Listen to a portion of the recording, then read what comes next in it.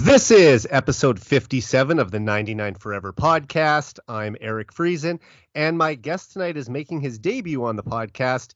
He's the host of the Tough Call podcast and a contributor for HeavyHockey.com, Josh Boulton. Josh, welcome to the show.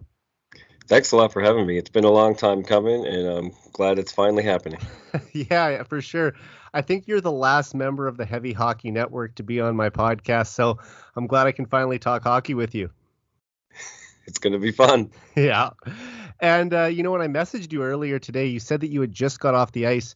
Were you playing your own game? Were you coaching? Were you officiating? I coach.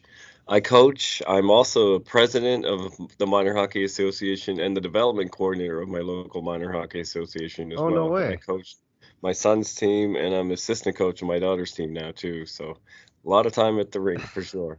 I was going to say that probably keeps you pretty busy. How old are your kids? 10 and 12. My daughter actually turns 11 this weekend. Oh, nice. So was it this year or last year that they've sort of changed the names to all the tiers or levels going up from, say, novice, Atom, Pee-wee, Bantam, Midget to now it's under 7, under 9, 11, and so on, right?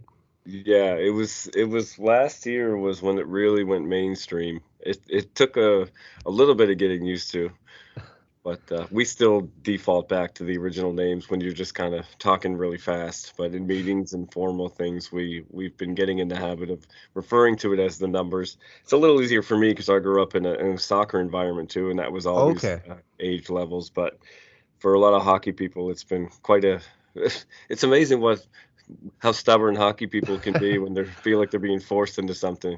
Yeah, well, I mean, I grew up playing both too, and same thing. Basically, since I was a kid, it was the U7, U9 all the way up. So I just kind of got used to both. Your kids are going into, would your son be going into contact hockey next year? Next year, yeah.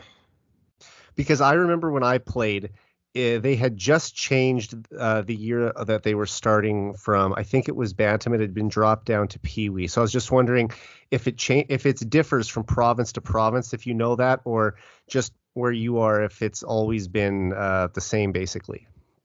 I believe it's Hockey Canada mandated, so nationally. Don't quote me on that, but I think it's Hockey Canada. I'll take your word for it still. That it's under 15. It was switched to under 13, like you said, for a little. But I think there was an interesting study done that the premise was that if you taught them how to hit earlier, they would be less dangerous when they got older. Makes sense. But I think there was this one study that was done that found that the injury level at the under 13 level, where they introduced hitting at the younger age, increased like dramatically. Yeah. And it didn't show any reduction in injury levels or any meaningful reduction at the under 15 level. So they thought, well, now all we're doing is hurting kids younger. Right. And we're not really getting the benefit that we wanted to when they're older. So they decided to just switch it back. Yeah, that would make sense. And, when I started, like my first year of contact hockey would have been 2001, 2002. So about a little over 20 years ago. And at that time, I was 12 years old, turning 13 halfway through the year. And I just felt at that point, when it's like grade 7 kids and grade 8 kids, there's such a difference in size. And, yes. I was a pretty tall, lanky kid. So I was as tall as a lot of the grade 8s, but way skinnier and didn't have the mass on me as, you'd run into some kid who weighs 30 or 40 pounds more than you. I felt at that age, it maybe wasn't the best to introduce it because you don't want some kid just getting annihilated out there. Whereas if you bring it up an age group to maybe Bantam, it's more likely that you're going to have kids that have developed a little more and that it's maybe more of an even playing field, I'd say.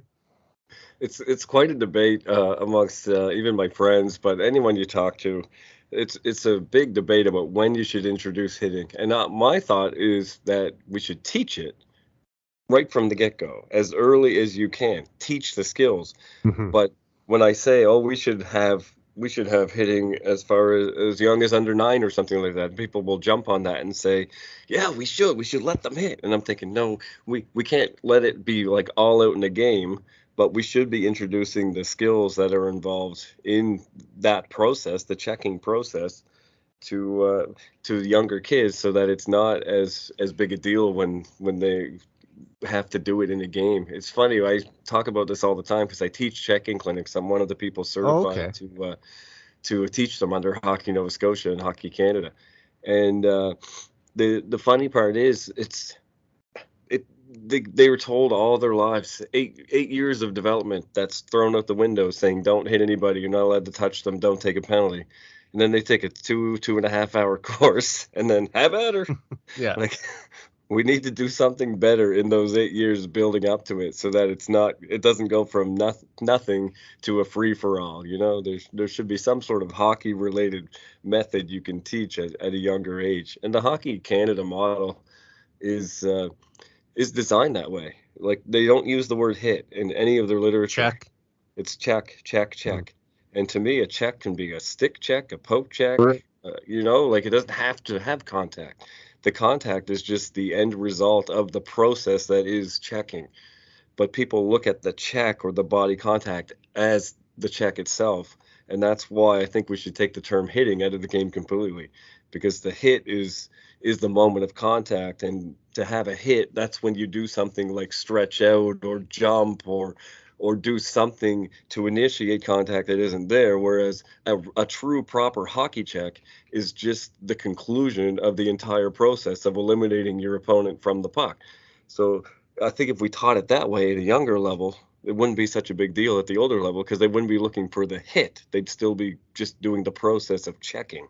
You know what I mean? Yeah, that makes sense. And I don't think it's an issue that's going to be solved overnight. I mean, we might still be talking about this topic 10, 20 years from now of how we can improve it. It's probably going to be one of those things that's always evolving with the game, and especially with how the speed of the game is getting quicker and quicker every year too. I mean, these hits are happening in full flight. So especially as you get to the higher levels. So I think that it's going to be one of those things where they're going to monitor it and decide, should it be raised higher? Should it be taught at a younger age? But it's probably something that's far beyond my reach, at least. It's something that we're never going to all agree on. And I wouldn't want to be the people that have to choose the number and put it out there for everybody. Yeah, exactly. I mean, if it was your responsibility to drop it to U9 and then some kid gets just destroyed out there, you don't want that person's parents to be looking at, okay, well, who was the one that made the decision to drop it down, right? Exactly. Yeah. There you go. Well, I'll tell you what, man, before we get any further, I just want to get to know a little bit more about your background as an Oilers fan, and then we'll talk more hockey and about your own background with everything tonight. But so let's just start at the beginning. How did you become an Oilers fan living in Nova Scotia, and when did you start following the team? Well, I feel like I'm going to let you down on a couple of my answers, because there's no real drama or excitement about just being on the East Coast and, oh, that's a cool way to find out about the team. It's just because I was born in 79, the year Wayne Gretzky entered the league and the Oilers entered the league. And so they were super awesome for my prime years where I was watching hockey. So all I heard about was the Oilers this, the Oilers that, and they were such a fun team to watch. Like, even though they were really good, that wouldn't have necessarily been the only reason for me to watch them. But I loved their style of play. They were so reckless and fearless and just all-out attack, and they didn't care what they gave up in the back end because they knew they were going to make up for it on the front end. Now, I didn't realize that was their strategy at the time. I was only young, but I appreciated what it looked like on the ice, the speed, the pace, the scoring chances, the excitement. I fell in love with the Oilers brand of hockey. Yeah, they were a counterattack team. They were more than willing to give their opponent the first chance, and relatively confident that Grant Fuhr or Andy Moog was going to stop it at least 85% of the time, and that when they would get their chance coming back the other way on a 2-on-1 or 3-on-2 rush, they were going to more likely make their chance count. Exactly. You just always knew something was about to happen, and there was just an excitement to that as a kid, especially. Yeah, and I was born in 1989, so 10 years after you, and growing up, I would always hear stories from my dad about what the Oilers in the 80s were like, and I would see clips on TV, or I borrowed a book from the school library about hockey in the 80s and read all this. And I started to realize that this was such an exciting era that I really missed out on it. And people have joked with me, I've joked with other people, that I wish I was born 10 to 15 years earlier so that I could have experienced that era. I mean, I love 80s movies, 80s music too. So I think that I was meant to maybe be born a little earlier than I was, but it was just such a great time. And I mean, just to look back and see how exciting those teams were. I mean, what we're watching right now in Edmonton is probably the closest we have seen to that style of hockey with the Oilers in the past 35 years. It really is. And that actually was, there was a turning point in my life there where the kind of dark years after the '06 run, um, there was just something about the team that I didn't identify with them anymore. They they just stopped playing Oilers hockey. And it was one thing when they were losing and they weren't that good a team. They still had that excitement level to them. They still had that little bit of pop and those characters and the speedy guys that you could get behind. There were a few years there where I didn't recognize them as the Edmonton Oilers at all. They could have had any jersey on, and I was watching them because it was the Oilers, but they just weren't the same team. They didn't have any identity like that at all. And they really are. Not only have they just got their mojo back, period, but they've gone full circle. And like you said, they have like their 80s, 90s mojo back. This is an exciting time again to be an Oilers fan. Yeah, and I mean, when I was growing up, there were players like Ryan Smyth, who I'll actually ask you about later on in the podcast. But he didn't play the type of style that a Wayne Gretzky or a Yari Curry played in the 80s, but it's still a very effective player, just a different type of forward. And then you had a guy like Ales Hemsky, who was more of that flashy, silky smooth skater, could make the beautiful cross ice pass, but he was sort of alone on an island as far as having other talented players to play with. And then you had guys like Jordan Eberle, Taylor Hall, Ryan Nugent Hopkins arriving, and you got all these young skilled players, but there's no real support pieces around them to build a competitive team.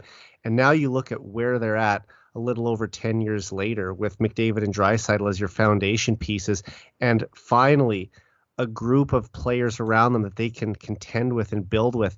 This is just, I think we're starting to see, especially with last year's playoff run, the beginning of what could be a special decade in oil country. Oilers fans have to take the time to appreciate what they're seeing. And not just around the team, but like the individual players, like a player like McDavid.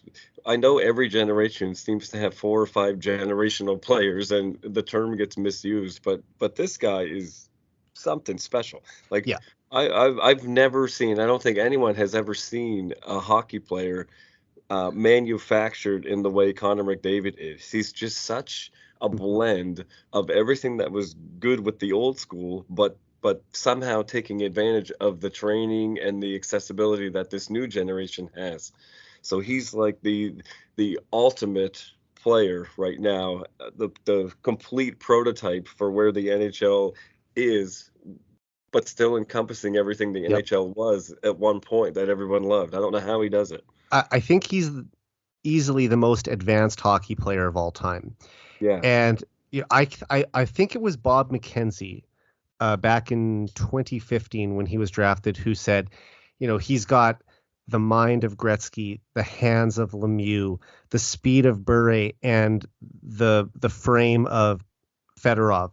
I mean, he just has all of these tools at his disposal that we've never seen all in one package before. And that's why he's able to just dominate the game.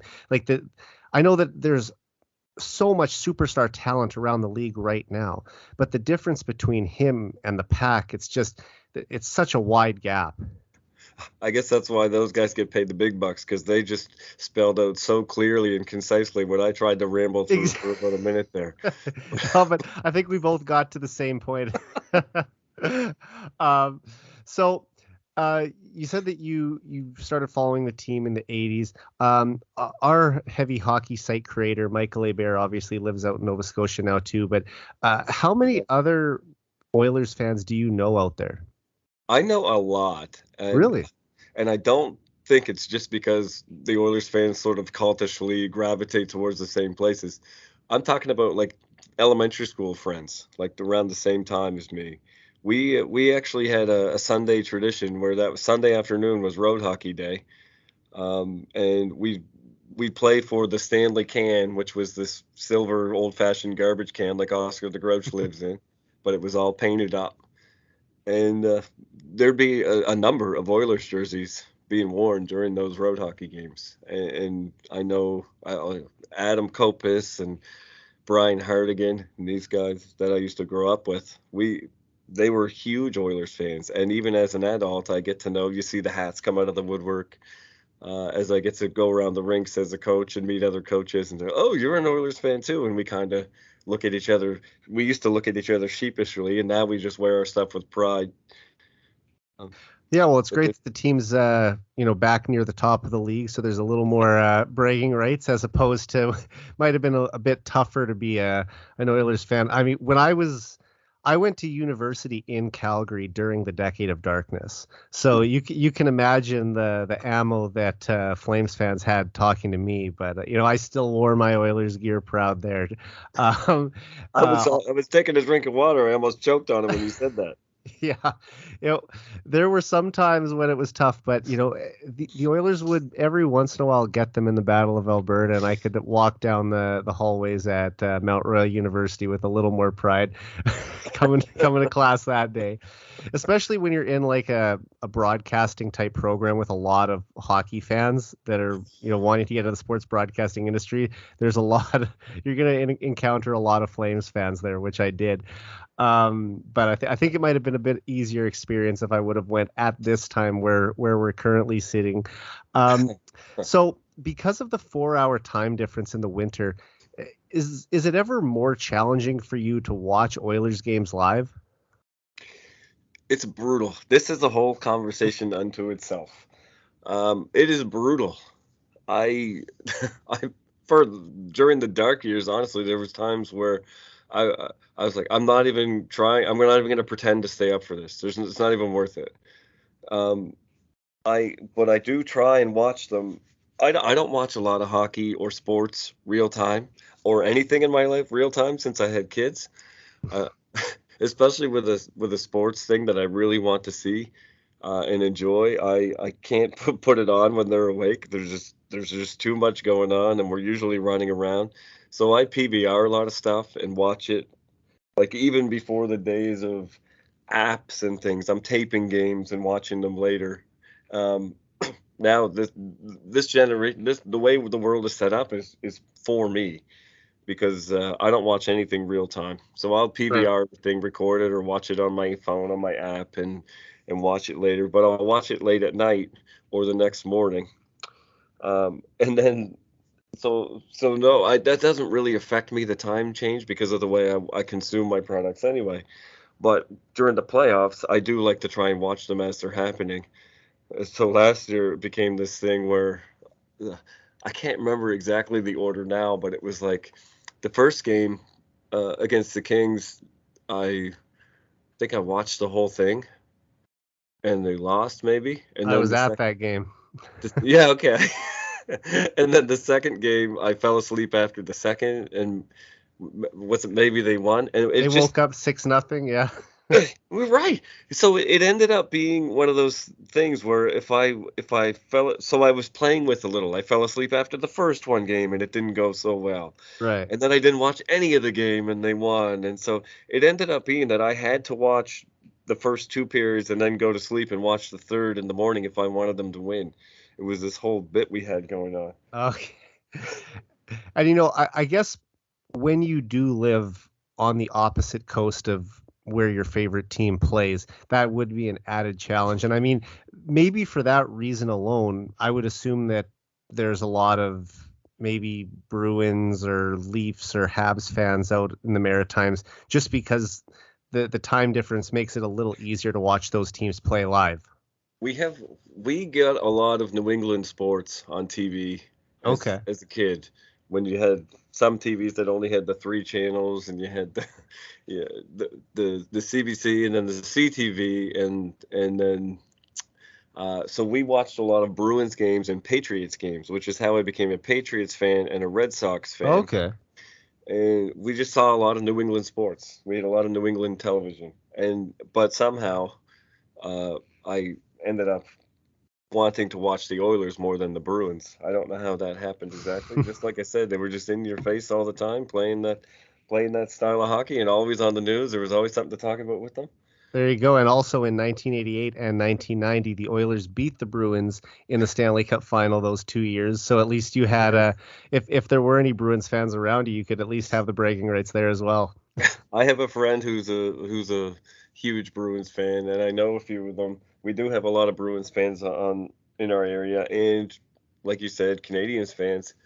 I know a few people who like other teams, but those are really the big ones. I Yeah. grew up in a house where my brother is a big Detroit Red Wings fan. Okay. He likes Stevie Yzerman, and then my sister was a Leafs fan. Hmm. So, and my father was a Habs fan. So we Okay. were So kind of all everyone messed up. everyone's got their own team. I live in a province also where we don't have an NHL team. So, I mean, Edmonton geographically is the closest team to Saskatoon, and I'll be driving there tomorrow morning to go to the game tomorrow night. But if you go around the city, it seems like anyone over the age of 50 that's a hockey fan cheers for an original six team. And then as you get to talking to hockey fans that are in their 20s or teens or maybe even into their 30s, there's a lot of Penguins fans, which I think is a result of Sidney Crosby. But also Edmonton and Calgary would probably be two of the most popular teams here. I probably see more Oilers and Flames stuff around town than anything else. So just the fact that it's within a 5-hour drive to Edmonton, 7-hour drive to Calgary, you can see why the proximity would probably make fans here cheer for those teams. But like I said, I was just wondering out in Nova Scotia, because the closer teams to you are on the East Coast. I was interested to find out sort of why the Oilers were a team you gravitated towards. But that is interesting that the 80s Oilers had an impact on you. And I'm guessing Wayne Gretzky would have been one of your favorite players back then. But I'll just ask you anyway, who were a couple of your favorite players as a kid? Well, again, I feel like I was thinking, geez, who can I pull out of the woodwork and sound really cool? But, Wayne Gretzky was my favorite player. And it was kind of a feud at the time. I remember very specifically, my next door neighbor actually was an old radio broadcaster, and he used to actually do play-by-play for the Leafs on the radio at one point. Oh, nice. And so he was a little older than us, obviously, and but he was a big Mario Lemieux fan, and telling us why Mario Lemieux was so much better than Wayne Gretzky all the time. Now, it wasn't long before I started to appreciate Mario Lemieux as a player, and it was kind of interesting because I grew up on Cole Harbor. I grew up in Sidney Crosby community. Like Hmm. he grew up a street away from me. I could practically throw a rock at his house from my house. Oh, wow.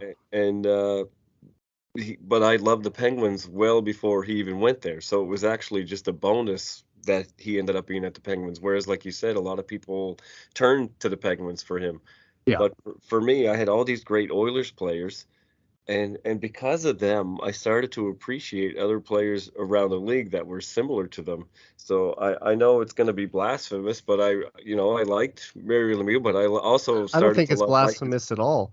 I mean, I, I, I believe in appreciating the great players. I have a Mario Lemieux jersey in my closet, as well as many Wayne Gretzky jerseys. I mean, I'm sure you can tell by the name of my podcast that Wayne Gretzky was my hero as a childhood hero as well, and still is to this day. But I mean, Gretzky and Lemieux were friends too. I mean, they played on the '87 Canada Cup team together. These two are probably the two greatest players that Canada has ever produced. I don't think it's blasphemy to cheer for both players, although there might be a rivalry, because it seems like a lot of Penguins fans, because McDavid did take the crown from Crosby as the best player in the world, that that seems to be a fan base that's a little less likely to praise McDavid over anything. But I'm a fan of Crosby, and I'm even bigger fan of McDavid. So I don't think that it's a big deal to cheer for both players at all. And there's others. I'm afraid to say it. I loved Mike Modano. He was an Oilers killer. I know. But the thing is, I would have loved to have had him on the Oilers. Oh, absolutely. That guy, I mean, the speed of that guy and the wrist shot, he's the type of guy that you wished was on your team, but you dreaded facing in the playoffs. Like, I remember being a kid and watching those series in the late 90s and early 2000s, and it always seemed to be Modano that was just the one that just finished off the Oilers. And I'm sure Flames fans are feeling very similar right now to how McDavid and Draisait will just tear them up every time they have to play us. So it's nice to be on the right side of that this time. And just the era of hockey around that, so I started watching the Oilers, but as I saw who the Oilers played, I got to know more of the other teams, and when I really started to be able to pay attention to really started to figure it out and try things at practice, right, is probably the last two cups, more like the '88 Cup and then the '90 Cup. I remember the other ones, but I didn't soak it all in as much. I really started to absorb a lot more as I got a little bit older. That makes sense. And so we're talking like the '87 Canada Cup was probably my first taste of like, wow, this is just, I'm starting to realize that this hockey is sort of different than other hockey. And then you have, the '88 Cup and the '90 Cup, and I would say the entire '93 Stanley Cup playoffs, for whatever reason, just happens to be my favorite playoff year of all time. Just all the storylines and things that happen. With the Habs having the 10 overtime wins in the playoffs, and Gretzky leading the Kings to their first ever final, beating the Leafs in the conference final. Yeah, there's just a lot of things there. And the other part is, so you had Gretzky win the Cup, and then the '87 Canada Cup, and then you had the Oilers win the Cup again in '90, so I was okay with that, even though it wasn't with Gretzky. And then I started to love Mario Lemieux, so then he won the Cup the next years, and that's okay. And then you had Gretzky back in the final in '93, so that was fun. You had a pretty strong run there from like '97 to '93, or from '87 to '93. You had a pretty strong run of year after year playoff enjoyment there. And then a lot of ex-Oilers won in '94 with the Rangers, yeah. And then my brother, his Wings won in '97, '98. Like, I had a stretch there where I was just really excited for most of the winners, and there was just not a time where I didn't have a lot to be excited about in hockey. It was just a great time. I just remember being very happy watching these games, and the outcome I was always excited by the outcome. And I started to appreciate, like I said, other teams around the league. So I was able to enjoy more games than just Oilers games. Yeah, definitely. And so now I watch all the games at this stage, especially when the Oilers were doing so terribly. And now the league is expanded, and there's such parity in the league that me and my brother always say to people, like, you need to have more than one favorite team, because your team's never going to win anything. You have to get it through your head that your team's not winning. So you need to have 3 or 4 chances at it and find someone else to watch when your team isn't out, because the chances of your team actually winning everything is too astronomical. Fair enough. Although hopefully we are going to get to see our team win their first championship in more than 3 decades this year. And that kind of ties in. I wanted to also ask you, have you ever been out to Edmonton for a game? And if so, what do you remember about your first time watching the Oilers live? Well, I haven't been to an Oilers game. Okay. I hate to say it, but I've had some opportunity to. I have a number of people. I think I'm the only carpenter in Nova Scotia who's never worked a stint out west. Oh. So I have all these friends that have fathers there, or they know people, and they say, "Oh, I got tickets to a box tonight. You can come in my box or use my box." All you have to do is get to Edmonton. Yeah, exactly. Well, thanks for the 5 hours notice and the few $1,000s I need to save. Plane flight, yeah. That's happened to me a number of times where it's like, if only I could just hop on a plane right now. I could be in a skybox Exactly. watching it. But it's never actually come to fruition. But I have been to I've been to several games in Montreal. Okay. That's always been fun. And I guess Montreal would be geographically the closest NHL city to you. I happened to go there for other reasons and been able to get tickets um, while I was in town. So it was kind of nice. It's not like I just made a special trip to go to Montreal to see a game there, like some people have. Nice. But I have been in the city and I've been to a few games now. My brother went to a game in the Colisée. Uh, I have been in the Colisée, but there was no ice in at the time. It was the summertime, so I got to walk around the old Quebec rink. But my brother actually watched Eric Lindros play in there as a Flyer. Oh, that would have been an interesting one. I'm guessing he was booed almost every time he touched the puck. Yeah, it was nuts. He said it was funny. Well, I hope that someday you're able to make it out to Edmonton. I'll tell you, Rogers Place is a beautiful state-of-the-art arena. I think I've been about 11 or 12 times now, and I try to go to about 4 a year. So I'm hoping to make it out to a few more. And I went to my first ever playoff game last spring as well. That game 1 loss to the Kings that we talked about. So Right. I'll hopefully be back. And I mean, that was one of the more expensive hockey tickets I've ever purchased. I think the only one that exceeded that ever was the 2016 Heritage Classic in Winnipeg. But I mean, it's an awesome experience getting to watch the Oilers live, and can't wait to be there tomorrow night. I will ask you though, what is your favorite memory of watching the Oilers? I don't know why this happens, but I always gravitate to the Esa Tikkanen Game 7 overtime winner in the Battle of Alberta playoff round 1. Was that 1991, I It believe? was. I don't know why that game just stands out to me. I remember the goal like I was there.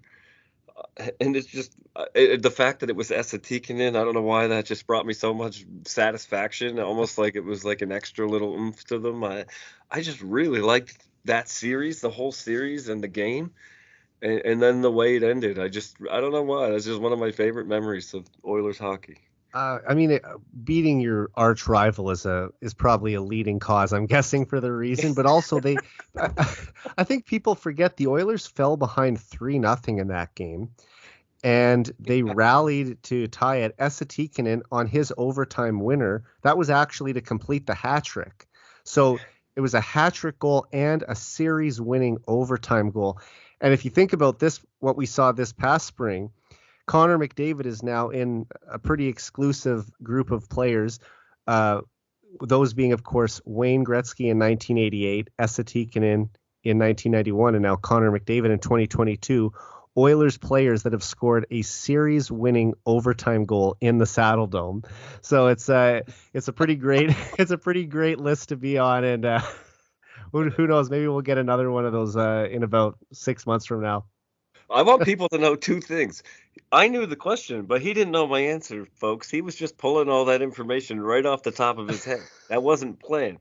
This is a smart guy that knows his hockey. And number two, the DVD collection that they had for some teams they put out a few years ago, like the top 10 Oilers games, the top 10 Habs games. Yeah, I have that DVD collection. That game 7 is on it. Yeah, it is considered one of the top 10 games in Oilers history. I think it came out somewhere around 2009, 2008. It was right around the Oilers' 30th anniversary. I can remember when that DVD collection was released because I got it for Christmas. And I mean, DVDs themselves kind of date themselves at this point. when was the last time anyone bought or received a DVD, right? Jeez. I still have VHS tapes in my closet. At my parents' house, they still have our VHSs from when I was a kid too. But I honestly, those tapes might have disintegrated by now if we open the case. Oh, don't say that. Yeah, hopefully people were smart enough to go to Costco and get them transferred over onto DVDs. I can remember my parents doing that for our family home videos for like I don't know, 10, 15 years ago. So that's, but now, like we said, the DVDs are almost going extinct. So you basically have to have like a file on your computer or something. Yeah. Okay. Let's talk a little bit about your podcast and YouTube channel now. How long have you been doing suspension recommendations, and how did you decide to start making these videos in the first place? I had to look up when I started my YouTube channel. It was only a year and a half ago, and at the end of April 2021 was my YouTube channel. But I had a blog before that. I used to put it in article form. Um, and then the idea of doing a video was something I always had in mind, where I wish I could just show the people what I'm talking about instead of just describing it in words, because it became bulky and I'm saying some pretty technical things. Um, so the idea of putting it out on YouTube and describing it like the Department of Player Safety does, I just found that to be a useful tool to help people maybe picture more what I'm talking about when I'm talking about it. Um, I don't know how it evolved to what it is now, but I was mystified. What started it all for me was when Zdeno Chara turnbuckled Max Pacioretty, and I just couldn't believe the reaction to it, like the divide that caused. I just I can't believe how people see that it wasn't even just that people were saying it wasn't dirty. Some people were saying it wasn't even a penalty. And it just blew my mind that people could have that. Like, you can argue maybe whether did he know where he was? Did he mean to smash his head into the turnbuckle? But the way people were vehemently saying, "Oh, he shouldn't have even been in the box for that," and they were fully genuine, and it just blew my mind that happened, and it was entertaining to hear the people talk about it. And I thought, Right. well, I have some. I was like, is this for real? Let's put it out to somewhere else, like where we can get other opinions. And then I thought, well, if like I want to hear what as many of my friends say about this as possible. And then I thought, well, why don't I just put it out to the world and see what they say? And that's kind of where it started. So I didn't really know exactly how I was going to do that, but it was I'm glad I did, because the takes that like those were people I know, and they were ridiculous takes. You should see these people that like from all facets of the earth, Yeah. that the things that they come up with, it's very entertaining, and a lot of it is very valuable. There's a lot of people that look at things a different way than I would, of course, Hmm. and the more people that you can have different views from, the more kind of educated my opinion becomes of things. So I thought it started as a way for me to amuse myself, and it grew into a way for me to sort of educate myself, and then with my expertise in the universe of hockey checking and the philosophies of player development in Hockey Canada and Hockey Nova Scotia, I could sort of contribute that to the conversation, and not so much sway people to my way, but maybe develop their way of thinking the way that mine was developed by some of these opinions that I was reading, that I was like, huh, I never really looked at it that way before. And it's just evolved into this community, where people seek out those opinions, and they know that my place is sort of a central location where they can find that. And it's become a lot of fun. I've learned a lot, and it's really helped me frame the way I shape my arguments in terms of where I think we need to go with checking and player development. Well, that's awesome, man. It sounds like it's a passion project for you, and also one that you're able to gain your own wisdom from of learning from other people, as well as providing your own take to them as well. Would you say that the hit you described there from Chara, is that the most dangerous play that you've ever reviewed or looked at, or is there one or two other ones that come to mind that were just as vicious or maybe even more? There's It's a shame. There's so many, and the danger involved in each one is so different that it's really hard to answer that question. Especially if you're trying to figure out whether or not they did it on purpose. And Yeah. that's the word intent is just such a gray area. For me, for instance, this a great example is that Kuznetsov slash across somebody's neck there the other day. I can't remember who he slashed. Um, but he got a high sticking penalty. 2 minutes, and then I think he got a 1-game suspension, I think. But he literally like, took a two-hand swing and hit this person in the face with a stick, and he told the Department of Player Safety, "Oh, I didn't mean to get him that high." And so people are using that and saying, "Well, he didn't mean to get him that high." And I'm looking at it going, "Well, look, he hit him in the face. You're going to argue no, he actually hit him in the neck. It didn't hit him in the face, and he was But we still probably have to aiming be it in for his control of our chest." stick, right? I So mean, so I'm sitting there, why are we arguing over those inches between your like, did he look like he was trying to hit him in the shin pad? No. Well, then that's a problem, right? Like, wh what are we looking for here? What is an acceptable place to swing? Like you said, you have to be in control of your stick. exactly. I mean, if I high stick a guy and cut his lip open and he bleeds, and I say, "Oh, well, I didn't mean to do it," what are the refs going to say? "Oh, it's okay. It's not a 4-minute penalty because he didn't mean to do it." I mean, it's more about what the result is than the intent, I would say. Like like what like people who there's these cross checks, and they always say, "Oh, I tried to get him in the shoulder and it rode up into his head." Well, give me one good reason why you're supposed to cross check anyone in the shoulder in the first place. Even the checks that go shoulder to chest and ride up into the jaw or into the head. I mean, I remember the hit that took Dylan Holloway out of the lineup for a week. You know, looking at that hit, I mean, it was a dangerous pass that set him in position to get hit like that in the first place. But at first glance, when I didn't get to see it in extra slow motion, it looked like it was a head hit. Yes, it did. That's the trouble. The rules, the way the rule book is set up, it's almost impossible for officials to call those properly in real time. How do you think that players like Scott Stevens or even maybe Chris Pronger younger in his career, or players from the 90s who were known for some pretty vicious hits, how do you think they would have adjusted to playing in the modern NHL? I just did a video not that long ago declaring that I think Scott Stevens would do just fine in Really? this NHL. And the reason I say that is because he was playing within the parameters of the game at that time. At the time. And there's some people that are just crazy reckless, but he was very good at angling and timing things. Just at the time, you were able to explode on contact. You were able to kind of lift your forearm up and protect yourself. That's the way you were taught to hit. But I think someone who's as good a skater and an angler and a timer as him would thrive in the NHL I would want to create.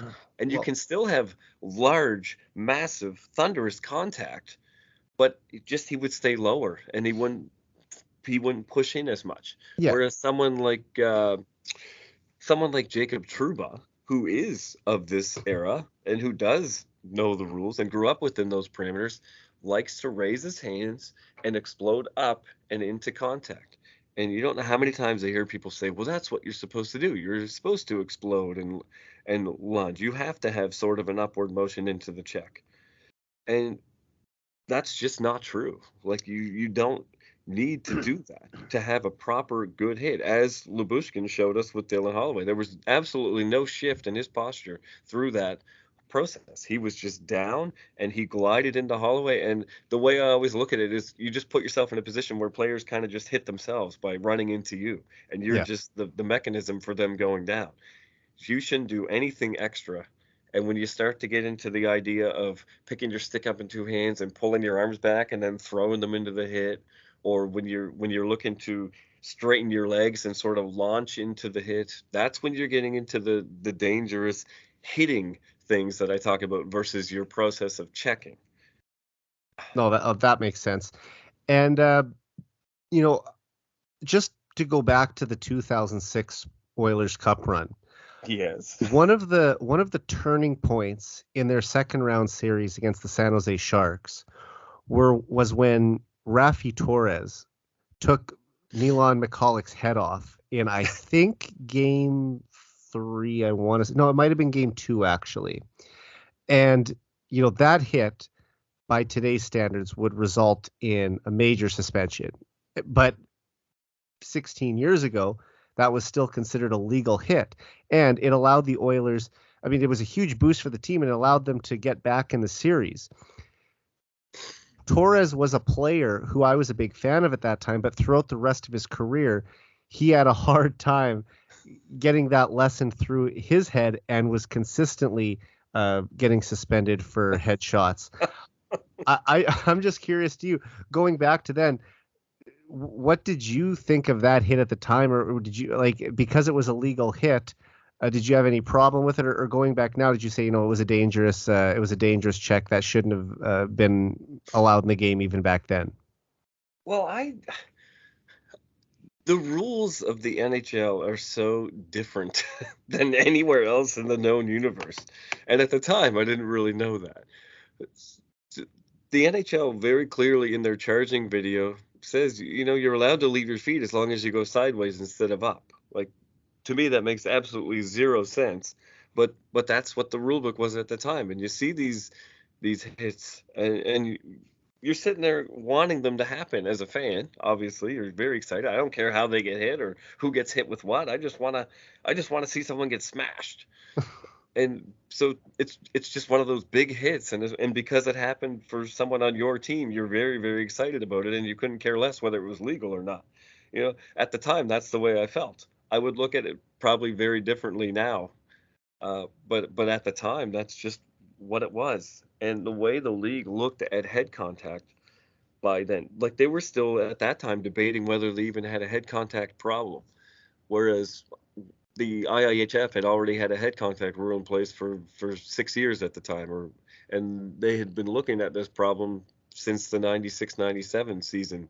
They had these think tanks and these discussion groups. They were talking about head contact and whether they even need to have a head contact rule for almost 15 years before Rule 48 came into effect. So I think the NHL is pretty slow to adapt to this. I mean, we forget that it wasn't that long ago that there was still a player in the league who wasn't wearing a helmet even. Craig McTavish, of course, being the final player in NHL history to play without a helmet. I believe he retired in 1996. Yes. But I mean, go watch a game from the 80s, and by then, most of the players had helmets on, but you'd see a few players. I mean, even on the Oilers, there were several. I think Dave Lumley, Dave Semenko, Craig McTavish. There was a handful of guys who didn't wear a helmet still. Go back even further to the 70s, it seemed like it was almost 50-50 split. And then by the 60s, you rarely saw anyone with a helmet at that time. So it took them a while just to even figure out that, I guess we should be protecting our head playing this extremely fast physical game. And then once they did decide to put the helmets on, they still allowed you to throw vicious hits at the head until I'm not even sure what year they outlawed hits to the head in the NHL. Maybe about 2011, 2012, I'm thinking. It was 2011, and they didn't outlaw all hits to the head, just blindside hits. That was the only thing and then the Rule 48 has modified 2 or 3 times because it's so confusing. They had to adjust it a few times to try and include all hits. But yeah, like you said, there will be people today that will still argue that helmets have made the game more dangerous because people don't respect them.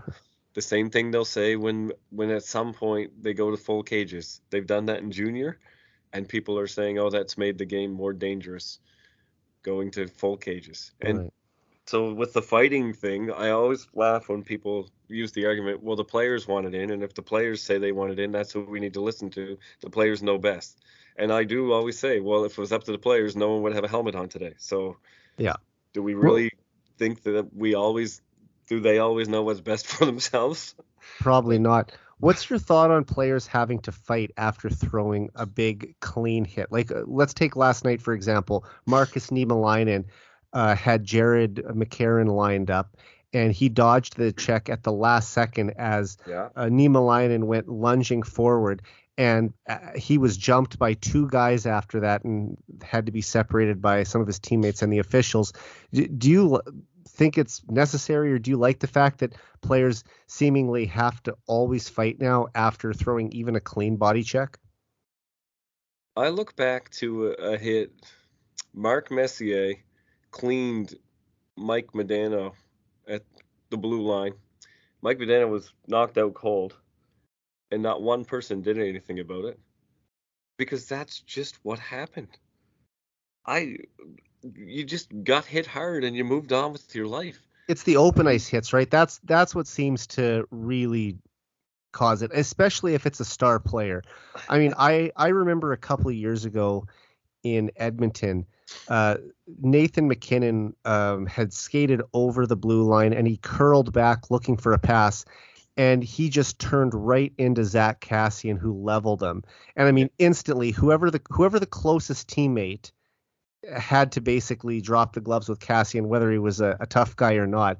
And it seems like that's sort of the standard. I mean, I'll even say if someone hit McDavid really hard, I would want someone to at least go up and confront the guy. I'm not saying that they have to drop the gloves, but at least, protect your star player. But I'm just curious your take on, always having to fight every single time, even if it's a third or fourth liner who gets lit up. I think it's kind of stupid. I do, because to me, the people argue for NHL fighting because it keeps the game safer. It stops players from doing things dirty. Well, then why, when someone does something clean, do we still fight them anyway?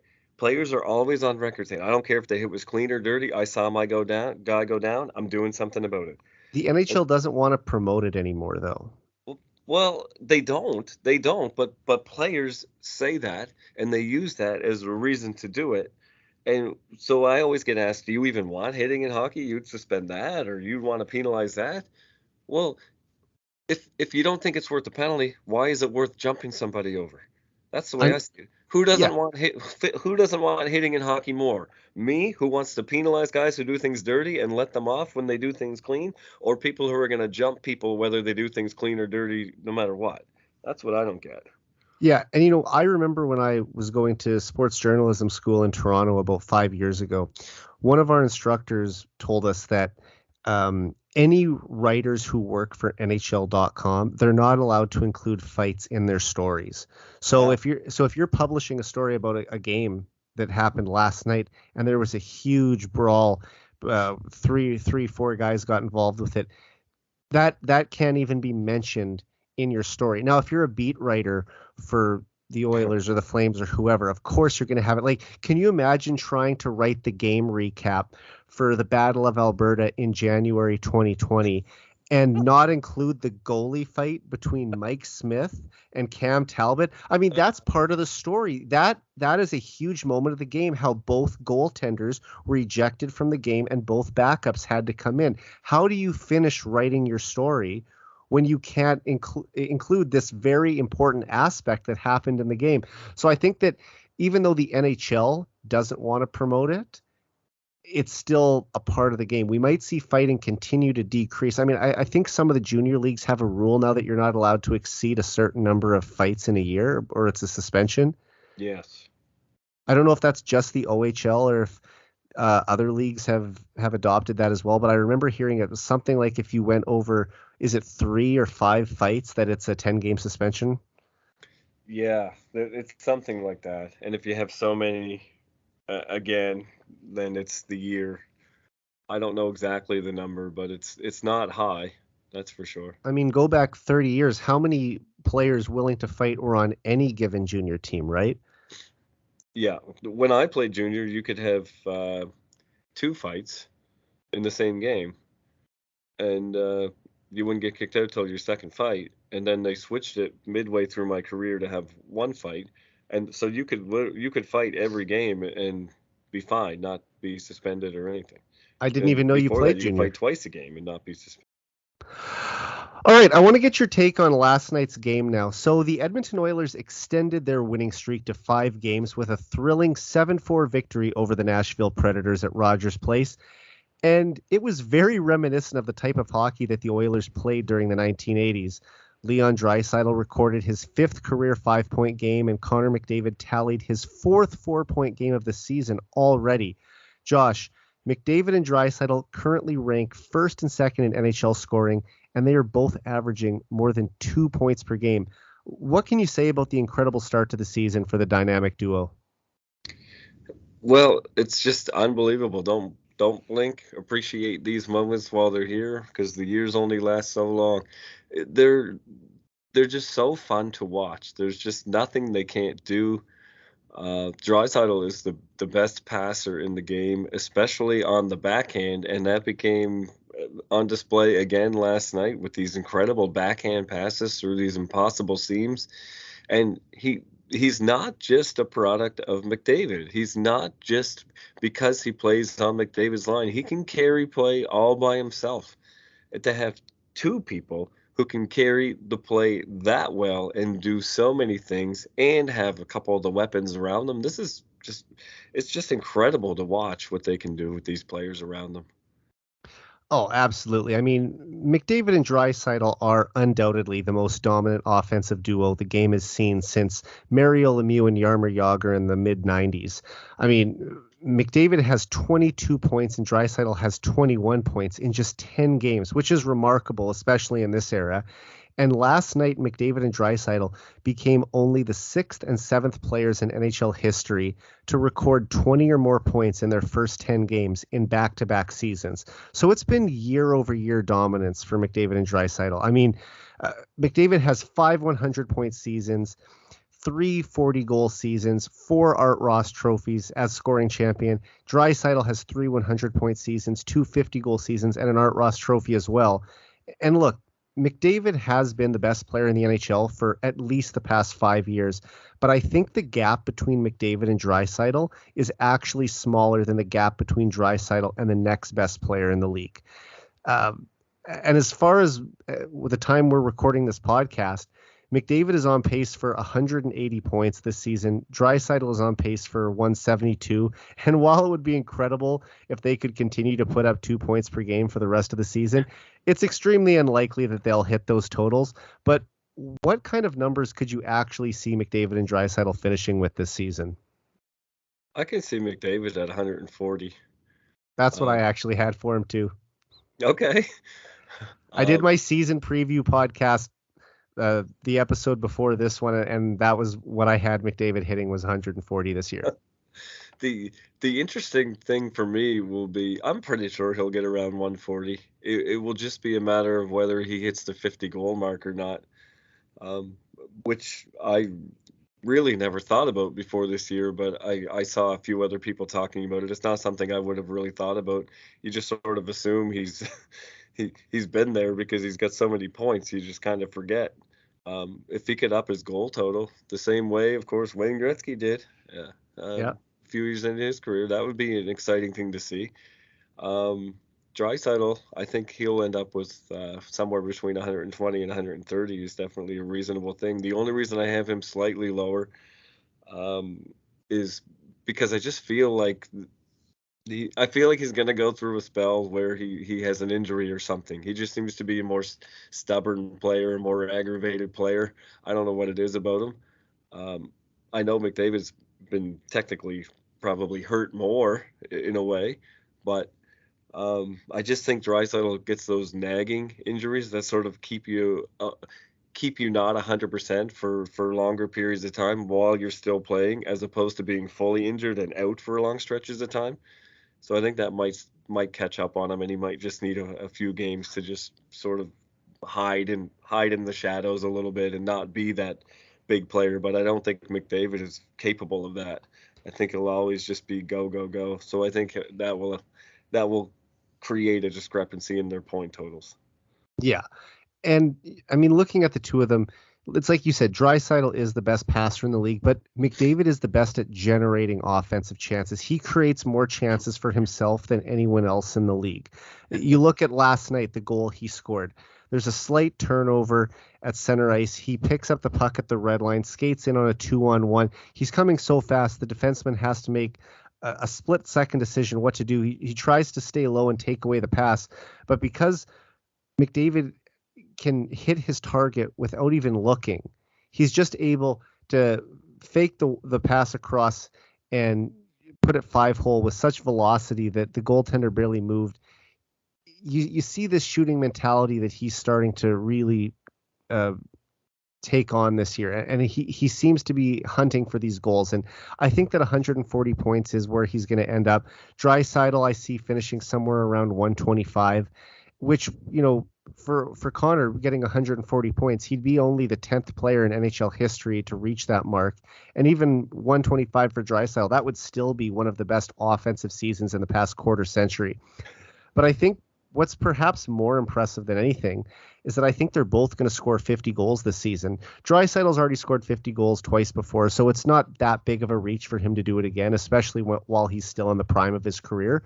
But with 11 goals in the first 10 games this season, I think McDavid is a lock to score 50 goals for the first time. I mean, he's on pace for 90 right now, which has only ever been done by Wayne Gretzky in 1981-82. So I don't think we're going to see that happen anytime soon. But will he score 50? Yes. And could he even hit 60? I think so. Yeah, why not? I mean, the guy can seem to do everything right now, and he's riding hot. You might as well just keep going and see what happens. Did you see that interview with Leon Draisaitl and Elliot Friedman that they showed during an intermission maybe a week or two ago? It was filmed back in August when they were doing their NHL European tour. And Draisaitl said, Friedman asked him, when you and Connor talk, what kind of stuff do you talk about? Do you talk about hockey-related stuff, or is it just all off-ice things? And he said, oh, yeah, we talk about hockey all the time. And Leon said, I tell him that he could score 60 goals every year. And Connor kind of said, yeah, I know. But he's a pass first guy, right? Much like Wayne Gretzky. But even though both guys are playmakers first and foremost, they both have the goal scoring ability as well. I mean, Wayne Gretzky, obviously the single season and all-time goals leader. Connor McDavid, I don't know if people necessarily think of him as a top 5 goal scorer in the league, but he absolutely is. I mean, he's on a stretch of 5 straight 30-goal seasons, or I should actually make that 6 straight 30-goal seasons. The only season he hasn't done it was his rookie year. And the only other player in the league who has scored 6 straight 30-goal seasons is Austin Matthews. And McDavid also finished second in the league in goals 2 years ago. And last year, he scored a career high 44, and he was on pace, and he had over 300 shots for the first time in his career too. So you can see that he's starting to shoot the puck more. This season, it seems like he's really taking off as a goal scorer, but he's been doing it for years. This is just a new level for him. He's such a casual point getter. Do you remember the game against Carolina? Not to cut you off, but he had a goal and 3 assists, and it seemed like the quietest 4-point night that I've ever seen. That's right. And you just think about points with him. For some reason, it's not about goals or assists with him. It's just about how many points can he rack up. You don't really care which form they come in. Right. So you kind of forget that a lot of those points are goals too. I mean, he has, we're 10 games into the season. He already has 4 4-point games. I looked this up recently. His career high for 4-point games was during the second pandemic shortened year in 2021.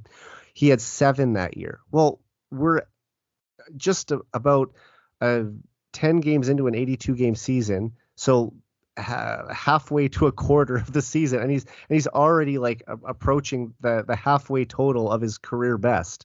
I mean, could he get over 10 4-point games this year? Could he get 15? A friend of mine, Brian Swain, who's been on this podcast 5 times before, he found a stat for me that Mario Lemieux actually holds the NHL record for most 4-point games in a season with 24.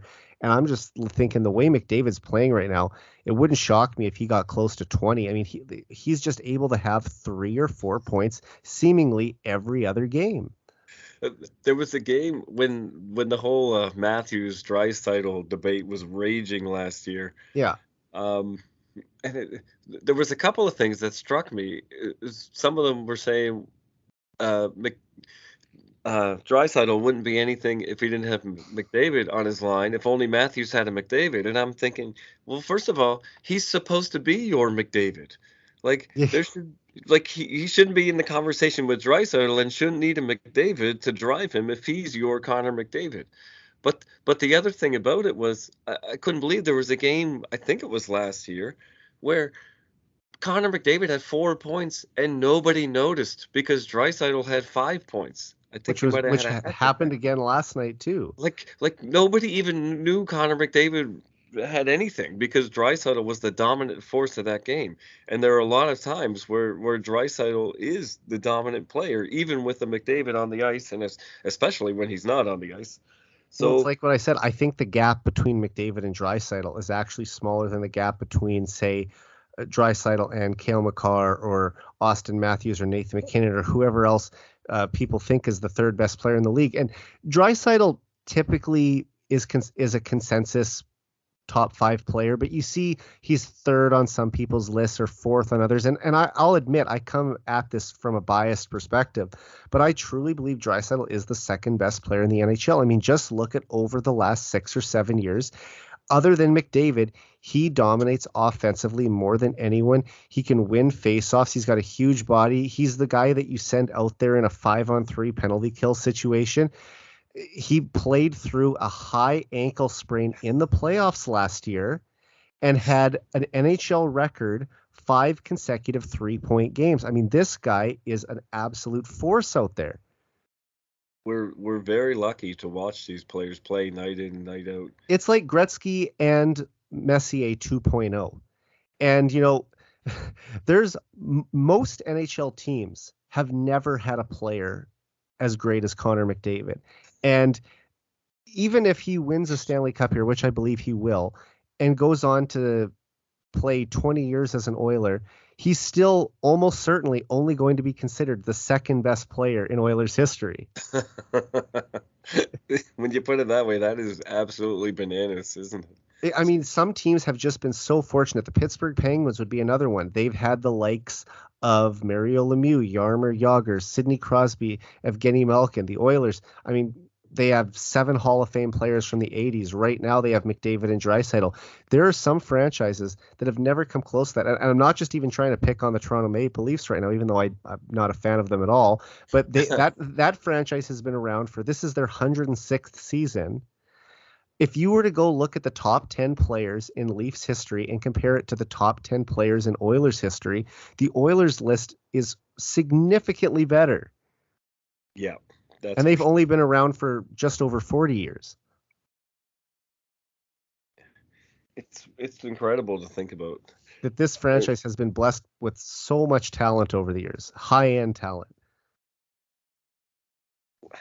And when you think about the talented players that have been in the league over the years, not even just right now, or even in our history, but in the history of the entire league, we have grown up in an era where we've seen the best players of like literally all time. And a couple of them have happened to end up on the same team.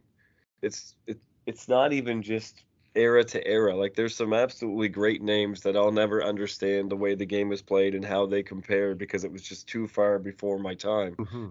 But even the ones in the 50s and the 60s that we hear about and we see some highlights of and things, I know the game has evolved, but the players that we see, the sheer number of quality players that we've seen in our franchise compared to other franchises is just sick. And we happen to have seen them in our time because that's when the franchise was existing.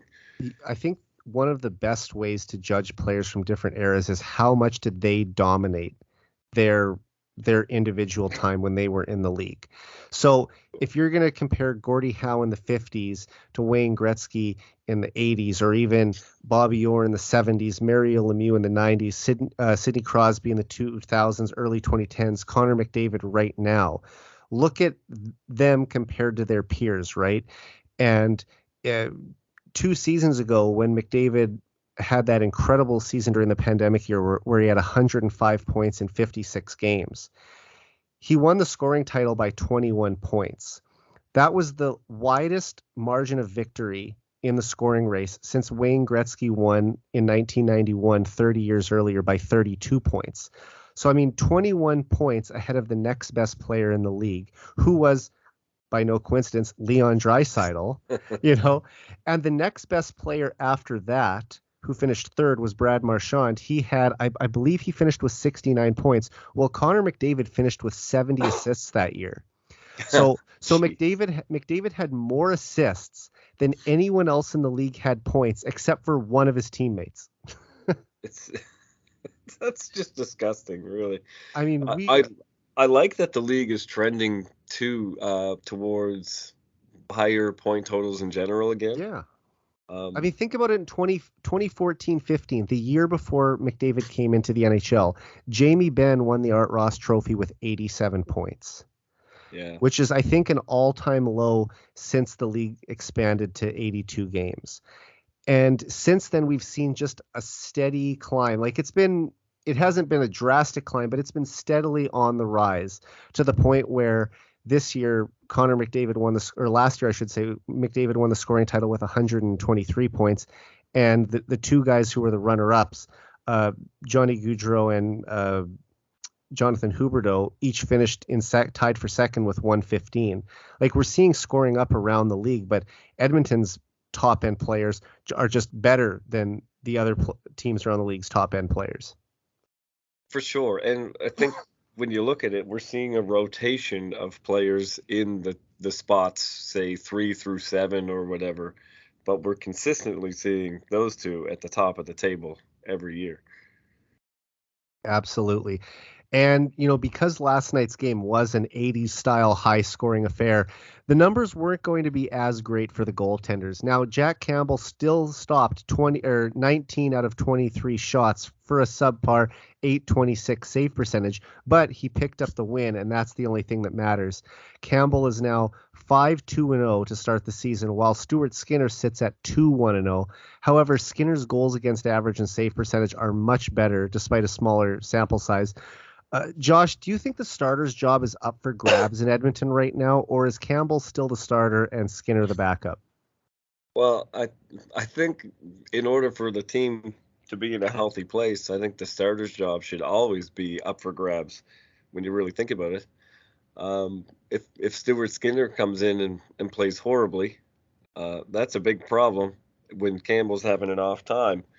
But if you can constantly keep players going, it's a bit of that healthy competition that will push everybody forward. I do believe that. I don't believe that Campbell is on such a short leash, though. I think they're going to give him some time to to get settled in. So I don't think that it's he's got to do it now or he'll never get the net back again. But I also kind of like the way the league is going and the way Campbell plays. It's not so much the amount of saves as it is the timing of the saves now. Yeah. Especially in a game like last night, where if you could just make that save when you need to make a save. Well, that was like Grant Fuhr in the 80s, right? I mean, sure, he might let in 3 or 4 goals, but he wasn't going to let in that back-breaking goal. When the Oilers were tied or even close in the third period, he was going to lock it down, and the Oilers had so many offensive weapons that they were eventually going to take it over. But he never let in that final goal that would, break their backs. I always laugh when I tell this story. I'm not going to name the goalie's name because he hates it when I tell this story, but I use it as a tool where we were in a 6-6 game and we were up 6-5. I was coaching a junior B team at the time. We were up 6-5. The goalie let in the 6th one, which sounds horrible, but it was after 2 periods and he was in the room and he goes, "Look, guys, I know we let in 6, but I guarantee you I'm not going to let in anymore. So you just give me that one to put us over the edge." And even though he'd let in 6 goals, they believed him. And sure enough, he held firm and he did not give up that 7th goal. And our team, when it was scored the 7th goal, and we won the game. And that's kind of, you don't want your goalie to do that every night. But if you can have a goalie that you can still trust at that stage, who can mentally put himself in a position where, okay, I gave them 2, but I'm going to close the door now. Right. And let's just get this thing done.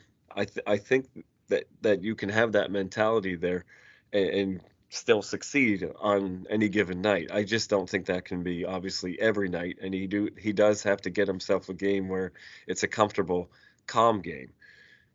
He does. And I thought he played I think his best game was actually the 2-0 loss to St. Louis, which one of them was an empty net goal. For sure. But that was a 1-0 game all the way to the end, a goaltender's battle at both ends of the ice. And really, looking at the game last night, isn't more than one goal that I can really fault him on too much. I thought that he probably should have stopped the first one. I took a weird bounce off CC's skate, but you would have liked to seen him make that save. Other than that, I wouldn't say that any of the other goals the Preds got were overly soft or anything like that. I mean, he could have made the save, sure, but there was like a couple deflections in front on the power play. They scored, like I said, 2 power play goals. So even in the game against Chicago as well, it was another high scoring 6-5 game, but one was a breakaway goal. There was a power play goal. There was a point shot from right in the slot. You can't expect him to stop those, every time, but he's still settling in. Like, I know he knows some of the guys from his time in Toronto that are now on the Oilers, but it's still a new team where he's played 7 games for them. I don't think that anyone should be too worried, especially when his record is still 5-2. You might like to see the goals against average and the save percentage look a little better, but other than last year when he had that great start with the Leafs, he's apparently been a bit of a slow starter throughout his career. So we have to give him time to just adjust to his new surroundings, get comfortable. And I think that come playoff time, he's still going to be the guy who's the starter, even if Stuart Skinner takes the reins for a little while here. I don't see it being an issue. I don't see any big problems right now. The team is playing differently now than it was at the start of the year as a whole, I think. And even going down 1 there last night, it didn't feel like that was a big issue at all. And we obviously scored right away to reverse that fortune. But even that 1 goal, it wasn't like last year when the panic set in and we were like, oh, here we go again. It was just, oh well, we gave up a goal. Let's just keep playing and see what happens. And you know what? Because the Oilers do have McDavid and Draisaitl on this team, and you know what, we have to give credit. Zach Hyman, Ryan Nugent-Hopkins, and Evander Kane are all averaging more than a point per game right now. So, I mean, that's a really, really strong group of 5 forwards. But I will say, because McDavid and Draisaitl are, the 2 most offensively gifted players in the league, even when they were down 3-0 to the Canucks in the home opener, or in the second game of the season, trailing 3-1 to the Flames 10 minutes in, you never felt like they were out of either of those games, because you always felt that McDavid and Draisaitl could take it to another gear and get them right back into it. So I do feel like they need to clean up a little bit defensively. I think that the way that the Oilers were running the last 25 games of the season last year, the team defense was better than what we've seen early on this fall. But if they can get back to playing a little closer to that, I think that with Skinner and Campbell in net, between the 2 of them, the Oilers are going to get good enough goaltending that they're going to win more often than not. For sure. And I think we should be happy that, again, that's a problem we have. We were worried about depth in our lineup last year, and they shored that up, I thought, even before the year started. But throughout the year, the depth came through. And now when we were looking at our playoff roster, it was almost difficult to slot all the people in that we wanted to have in. That's a good problem to have. Exactly. And I think, this year with the goaltending, it's the same thing. And I think that because we went through so many years where the Oilers were just happy to have one goalie who could even give them, because, there was a tandem system for the past 3 years with Mikko Koskinen and Mike Smith. Yeah. And you were just hoping that one of them would be playing well at any given time. And the Oilers have been a good team for the past 3 years. They finished second place in the division the 3 previous seasons coming into this year. But they never seemed to both be clicking at the same time. When Koskinen was playing really well, Smith would kind of be slumping. Or when Smith was playing lights out, Koskinen would be going through a rough patch. So I think to have 2 goalies who are both playing well at the same time is not something that fans in Edmonton are used to seeing. And it doesn't have to be such a clear-cut thing where this is our starting goalie and this is our backup. You can have having 2 good goalies, basically like you alluded to a second ago, is a good thing. Oh, for sure. And the fact that the players can be just as comfortable with either of them in the net at any given moment is a big bonus. They don't have to play a different style or change the way they they play. They don't panic. They're still willing to take chances no matter who's in that net. Right. And Nice to see. because Skinner, well, because it was Skinner's birthday yesterday, I guess that would be for anyone listening. Would be Tuesday on this week. But I would have given him the start because it was his birthday and because he had such a strong performance against the Flames. But when you look at the two teams that they're playing during the week this year, or during the week this week, the New Jersey Devils are a much more dangerous offensive team right now than the Nashville Predators. So maybe saving Skinner for tomorrow night, Thursday, makes a little more sense, because if he's the goalie that's playing better at this current moment, then it's maybe a smarter decision by Woodcroft to give him the night off against the Preds and save him so he's rested and ready to go for Thursday, assuming that he does play tomorrow night. If I was the coach, that would be the decision I would go with. It does make sense in that way, and we have a lot of games in this stretch in a very short period of time. They have 14 games this month as opposed to just playing 9 in October. So, it's really going to pick up, especially next week. They got 4 on the road against Florida, Tampa, Carolina, and Washington. Like there's some tough games there. If you come back with 2 wins from that road trip, I think you're happy. Yeah, for sure.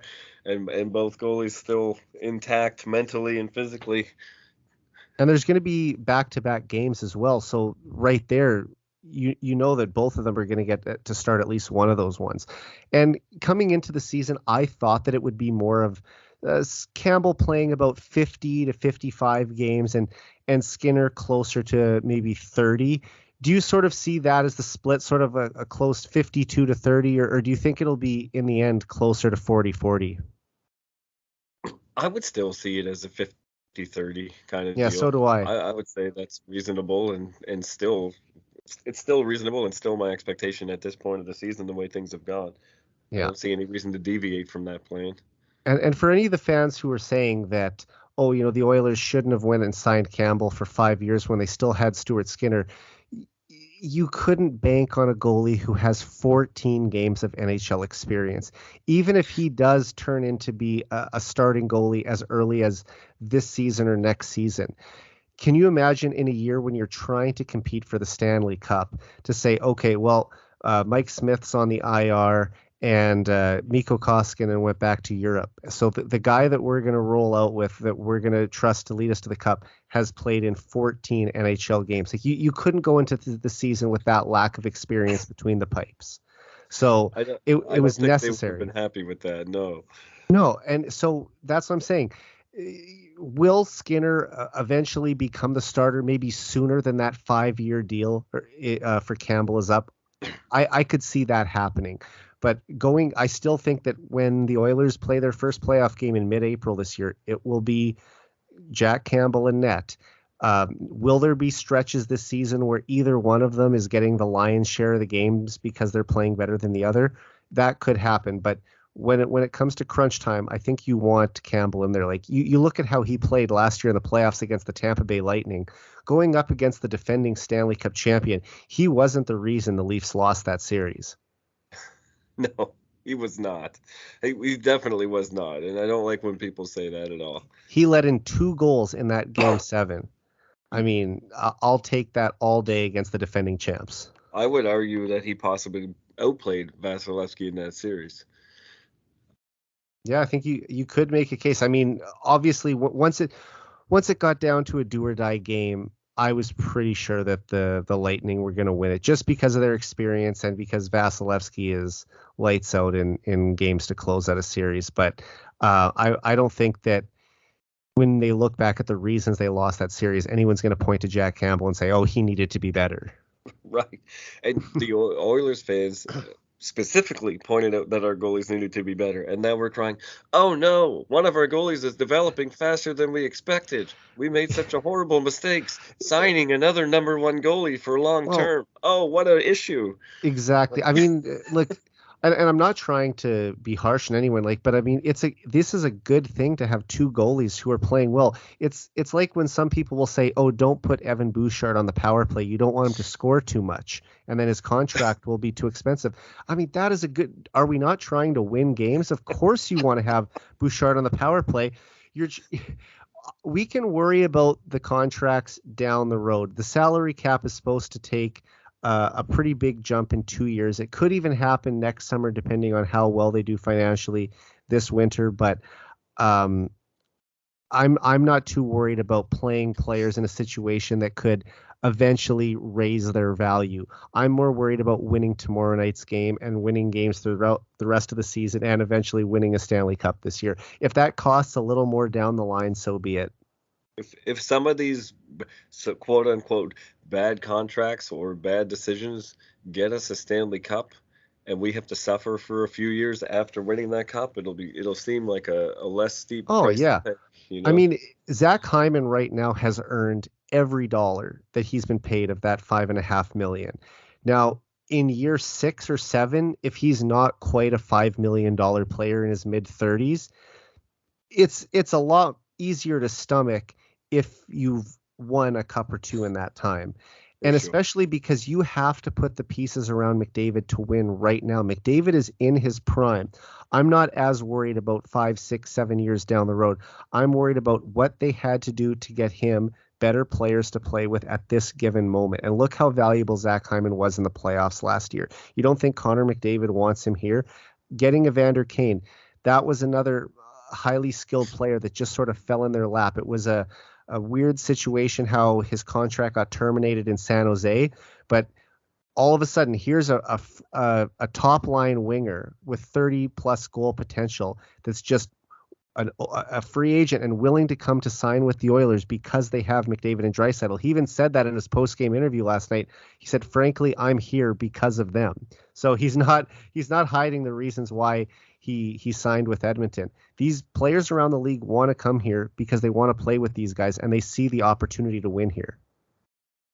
Absolutely. And I think honestly a player like Kane is what this team has needed for a long time. Even when we had, you mentioned Eberle, Hall, Nugent Hopkins, and some of those skinnier, skilled guys, younger players.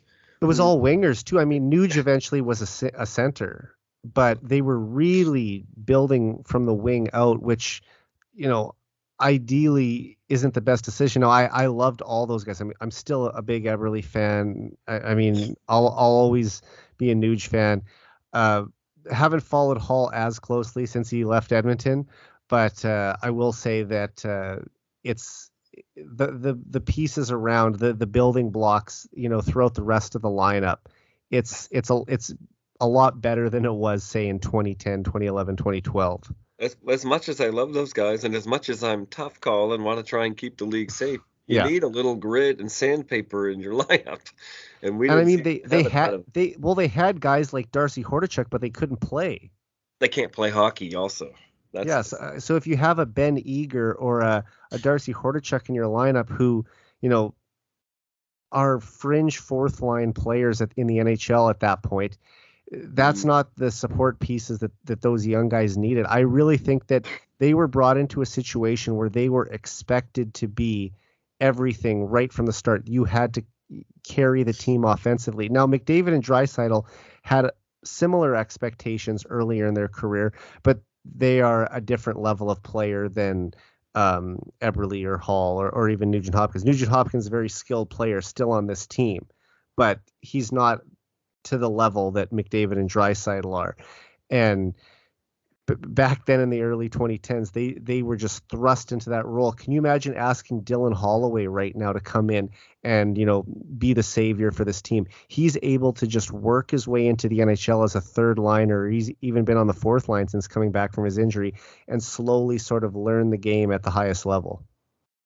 Yeah, it seems inconceivable to throw him into the spotlight and be the But guy. That's what they did for year after year. It was Gagne, Eberle. Now, Eberle did go back to junior for 2 years, so they did actually develop him decently properly. But Magnus Pajärvi right away, he came over a year after he was drafted. Hall, Nugent Hopkins. Now, these are first overall picks too, so you expect them to be ready to play, but it was a lot of small skilled wingers and not enough help.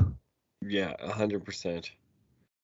Okay, let's just wrap up tonight by talking about Ryan Smyth, who is going to be inducted into the Oilers Hall of Fame tomorrow night. All of the players who've already had their number retired by the team are automatically inducted. He'll be going in alongside Lee Fogelin. Now, you watched the Oilers in the 80s when Fogelin was a tough as nails stay-at-home defenseman, but I'm guessing that you have more memories of Ryan Smyth than you do of him. And Ryan Smyth would be one of my all-time favorite players. My three favorite players in Oilers history are Wayne Gretzky, Ryan Smyth, and Connor McDavid. And there's also an awesome picture of all three of them. They were the last three to step off the ice at Rexall Place, the final game that was played there when they did that ceremony after the game on April 6th, 2016. So I just want to go back and just talk about Ryan Smyth for a second. When I say his name, what memories come to mind? What comes to mind in my eyes is that he was the Edmonton Oilers for me for a while.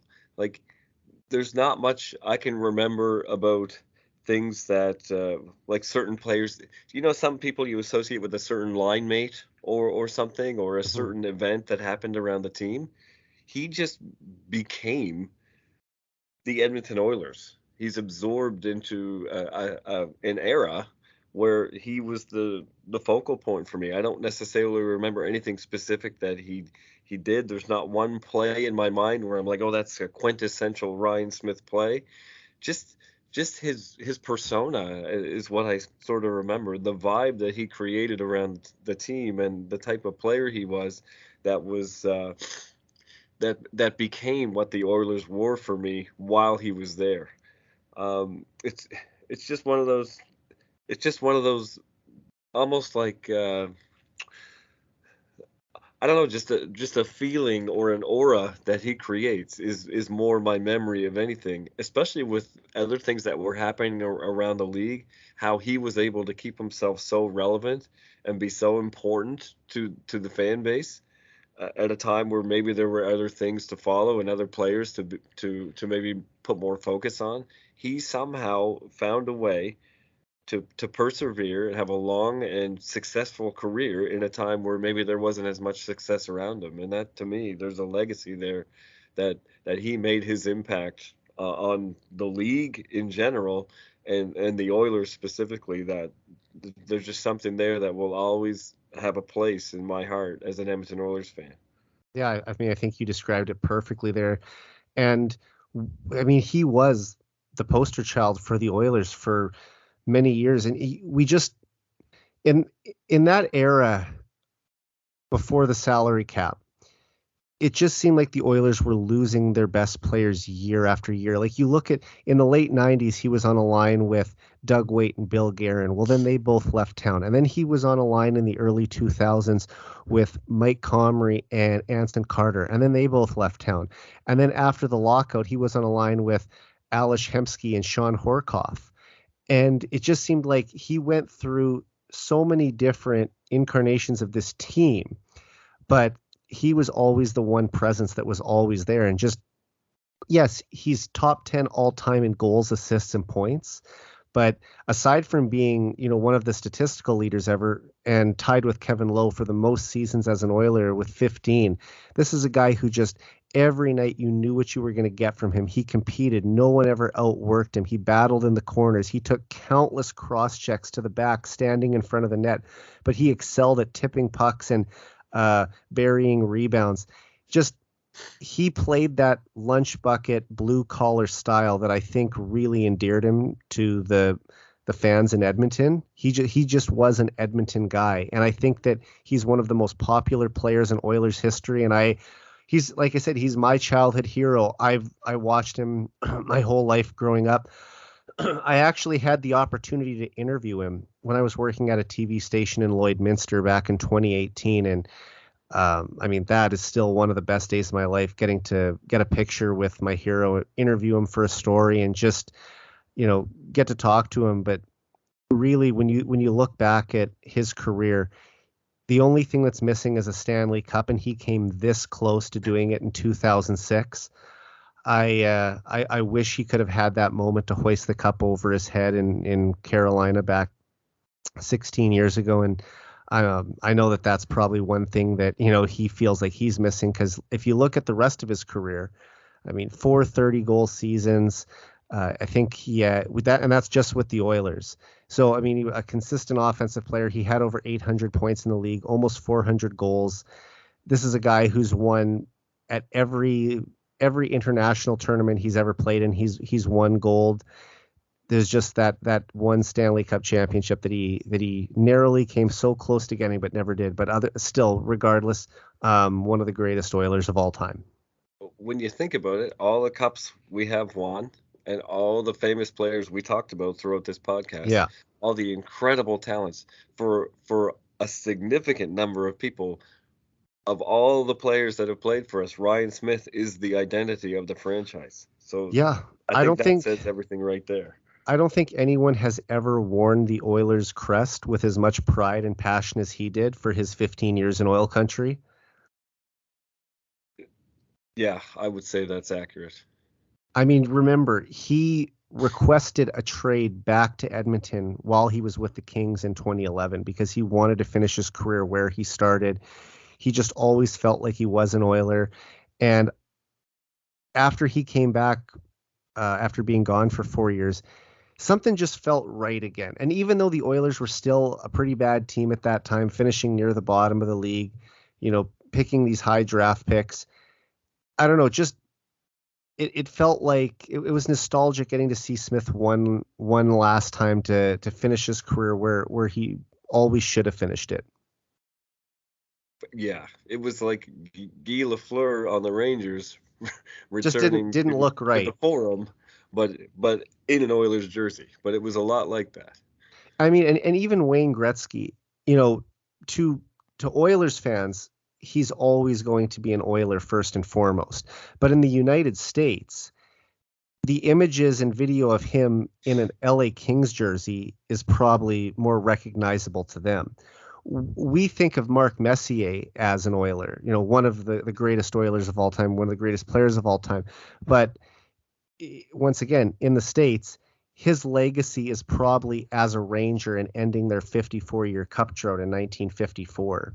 So you could, while I still think of Gretzky and Messier as Oilers first and foremost, there's a different audience out there that thinks of them in a different uniform. But I don't know if anyone really pictures Ryan Smyth wearing any jersey other than the Oilers. That's a great point. You're absolutely right. And the fact that he was here for a lot longer than those players in general. Yeah. Yeah, that says a lot right there, like you just said. You don't picture him as anything else but an Oiler. Yeah, and I'm so glad that he's going to be one of the first inductees.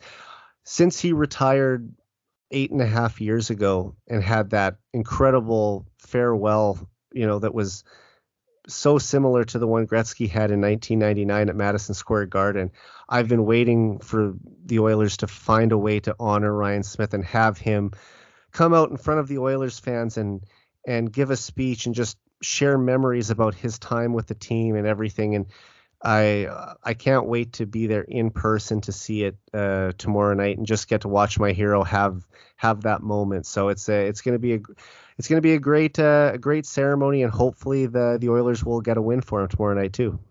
Yeah, for sure. Well, Josh, before we call it a night here, I just wanted to ask, you mentioned to me off air that you and Dash might have a project coming up at the Heavy Hockey Network. Can you give us even a little bit of a preview about what we can look forward to? A little bit of a tease. Yes. Saying it on air will actually maybe be the motivation we need to actually get it done and put it out there, because now we're going to get called out. Now you're committed to it. So we have a little project called Heads Up, and it will be my take on some of the bigger hits, but it will also be Dash's take on some of the bigger hits that happened around the NHL. So look for that. We'll be putting it out in YouTube form. And like I said, it's a show called Heads Up. Awesome. Well, I look forward to seeing that. Where can people follow you and find your channel? You can follow my Twitter at ToughCallPod. If you want to just watch my videos and see clips of hits and my takes on them, that's the YouTube channel Tough Call. And I'm on other social media like Facebook and Instagram. If you just search Tough Call, I'm getting big enough now where if you just type Tough Call in, that stuff will come up. But I'm most active on my Twitter, and of course I post YouTube videos pretty much every day. So that's where I'd like you to look for me. Awesome. Everyone, please go follow Josh and subscribe to his channel on YouTube. And thanks again. Hopefully we can do this again sometime this winter. Yeah, thank you very much for having me. This was fun. Awesome. Okay. So for Josh Boulton, I'm Eric Friesen. This has been the 99 Forever podcast. We're out.